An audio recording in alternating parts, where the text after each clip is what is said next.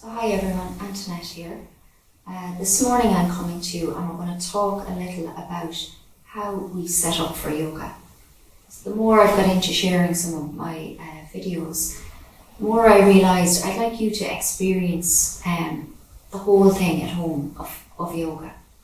So I'm going to go through a few little things this morning. One of the first things we always start with is to make sure you just get enough water in before practice. So it's really good to hydrate the body. We do a lot of breathing exercises throughout the practice, so water intake is important. And then we move to our mat, okay? So it's important when choosing a mat, just kind of feel the texture of the mat. Some of the mats, you might find that when you warm up and your body warms up that your feet begin to slip. So just check the texture just to make sure. We can also get a yoga towel, which is quite good, and we use for our hot yoga. So that's another alternative for your mat. And then we move to our strap.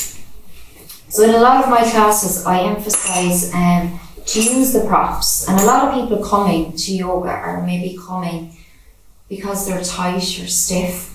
And that's where I think we just have to let go of that whole negative thing about using props. It's really important, and I think you actually get more out of the yoga. It supports your practice and it allows you to feel comfortable in positions that maybe you wouldn't without. So we'll start with the strap. When you're choosing a strap, just make sure it's nice and long.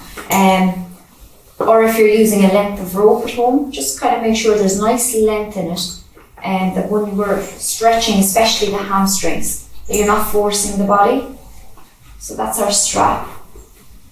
And then we move to our blocks. So these are just a standard block.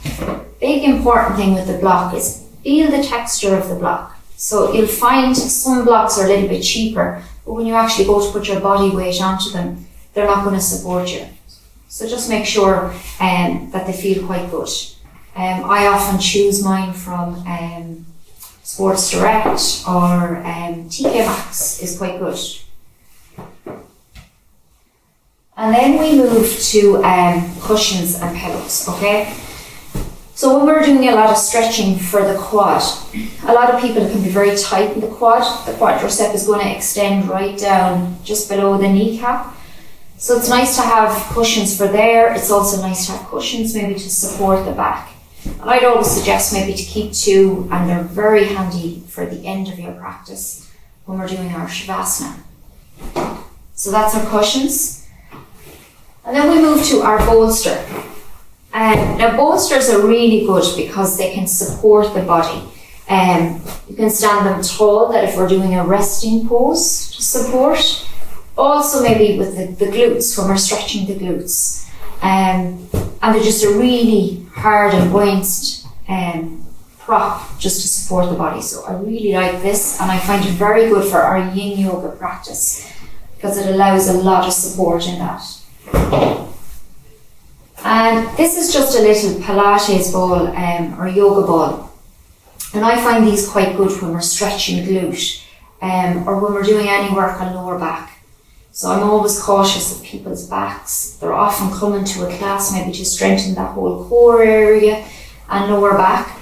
So just get into the habit of using the props in the beginning, and then you'll feel more confident in the practice as you get along. And finally, these are something I incorporate into my practice a lot. So with the power yoga and the strong flow, I like to use these looped resistant bands. And we use these on the hands and on the legs, just working into movement. So a lot of the time, even just to bring that little bit of resistance into the body. And for someone that likes a little bit of a stronger practice, it can just make your experience that little bit more enjoyable. So they're just a looped resistance band. The green one is normally strong, and the red one that little bit lighter. So that's our props for practice. And then we move to our surrounding. So try pick an area in the house that you know, that you feel kind of, it's not cluttered, and that you know you're going to be able to relax and maybe switch off. For my practice, I like to go into a light area, so somewhere that there's loads of light coming in, that just when I'm practicing I feel kind of at ease. I also like to use some plants, so keep some plants. Plants are a really good sign of grounded, keeping you grounded and keeping the air nice and clean. So some plants in your area. Some light soft furnishings can be quite good. So for your practice you might like to bring in some blankets and maybe just some music. I tend to use Spotify a lot for the music, and you can get some very good playlists and just the different yoga bodies that you follow. You'll see that they often put up playlists there that you can also tap into. So I hope that helps in relation to just setting the scene for your yoga.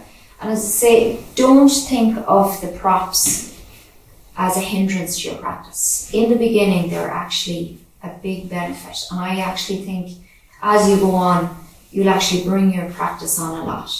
Okay? So talk soon. Thanks.